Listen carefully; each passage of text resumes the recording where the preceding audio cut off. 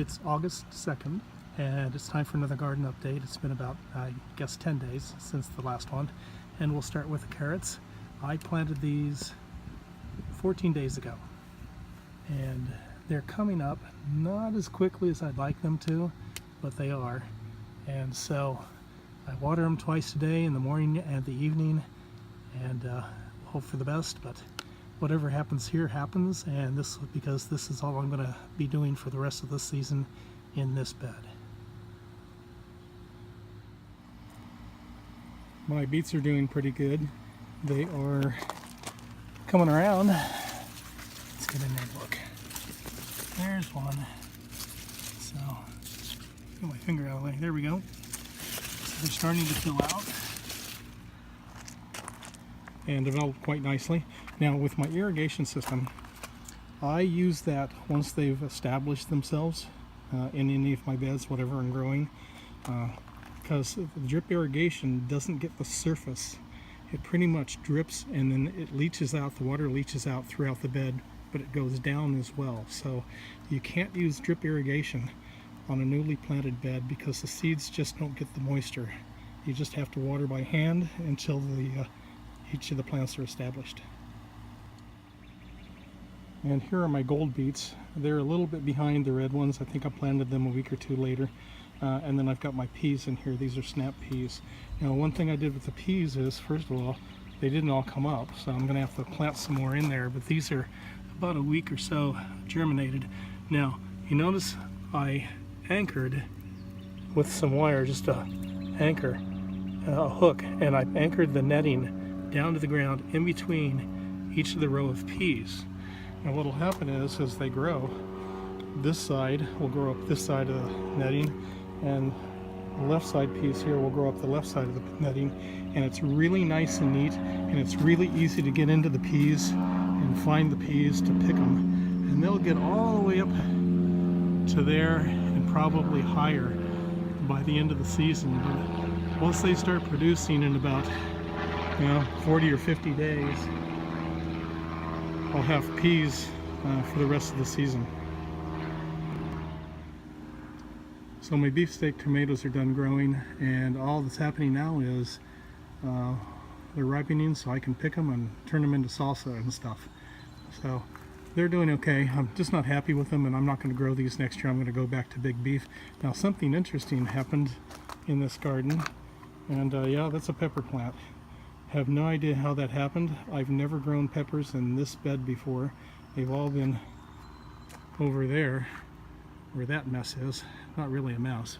A lot of stuff happening over there.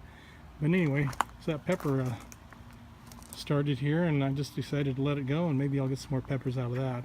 Cherry tomatoes and pear tomatoes are doing really well. I've stopped them from growing, and there's a sucker. Now this has been happening since last year. I have my string of tomatoes, and here's a sucker growing off the end of that. So you want to be careful. You don't want to break the tomatoes off. I'll get that later. Anyway, lost one. So watch for that, because the suckers just take the energy out. Now there's another one down right here. Another one too. So you just have to, with these pear and cherry tomatoes, you just have to watch for more suckers growing. But happy with these. They're going to really produce, and they're nice and big, bigger than normal, and really happening well this year. So here's my mess. These peppers are really, really nice. Last year I suffered from blossom end rot on my peppers and tomatoes somewhat. I threw calcium in the bed over the winter. I did eggshells, crushed them up, blended them up so they were nice and powdery, and just tilled it into the soil, and I have only had maybe a couple blossom end rot problems. But these peppers, these are nice, and I'm gonna have a lot of hot peppers, and what I do is I dry them, grind them up, turn them into chili powder, throw them in with whatever I'm eating. And this just shows you how my long red cayenne peppers are doing. These are doing really well. I'm gonna have a lot of peppers. The ones down there are bigger. Let's see if I can reach down there. You can see that. There's some longer ones. These get about 7 inches long. If you look way down there, you can see that. So the hot peppers are doing really well. Something happened last week. I had to make a change. We got some strong winds and rain, and it knocked the hot peppers over. And you can see they're still a little bit over, but what I had to do is come in with some 6-foot stakes, put them in around, and then run some cord around there to prop them up and give them more support, because they're pretty top heavy. So as I've learned, next year, instead of just doing this netting down here, I'll do that netting, and I'll put some more netting up here about another 1.5 feet or so, just to give them all that support, because right now these things are easily 4 feet tall. Bell peppers are doing the same thing. They're really doing well. No blossom and rot. And I'm just waiting for them to start turning color, because I've got red, large red, green, yellow, gold, and orange. So it's going to look like a nice rainbow out there once I start getting these picked. In my containers, I have lettuce, radishes, lettuce, and I just put lettuce in here yesterday. And these two will be going by the wayside. As soon as these start to sprout, I'm going to take this out and plant these two with more lettuce, because what I'm doing is they sprout, and then I plant this sprouts, and I plant that, and every time a container starts to sprout, I'm going to plant another container, and I'm going to start rotating that throughout the rest of the season, so I get a nice steady crop of salad.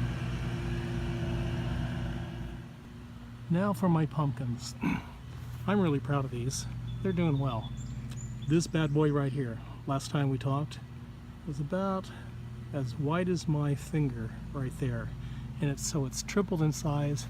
It's probably about 14 inches long now, and I have another one right there that is almost as big, and I have a little one down right over here, and another one down over there someplace that's germinated. It's right in there. So I have 4 pumpkins, and I have 2 more on the vine that will grow large enough in the next few days. The flower will open and I'll pollinate them, and then those pumpkins are just off my left and right hand plant. I still have that center plant growing.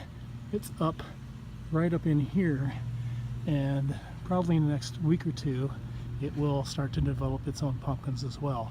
But the pumpkins are doing really well, and I'm probably going to get myself 100 pounds of pumpkin out of this by the time I'm done. And this used to be my potato bed. I have now planted carrots. I have a video on that you can watch. But anyway, I planted carrots in that this morning, covered it with a row cover to help keep the soil from drying out. And 8 to 14 days from now, I'm going to probably have some more baby carrots. And my green beans. I planted 810 seeds, and I counted a couple days ago, and 32 had not come up.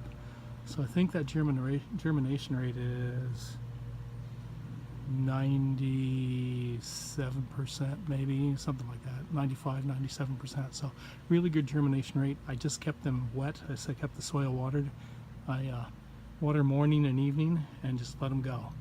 So I'm going to get probably about 30 pounds of green beans, maybe more out of this, once they get closer to the end of the season and they produce. That's it for now. As always, if you like this video, give me a like. If the information on all my videos is helpful and you get something out of them, please subscribe to my channel. I'll be back again soon with more stuff. Bye.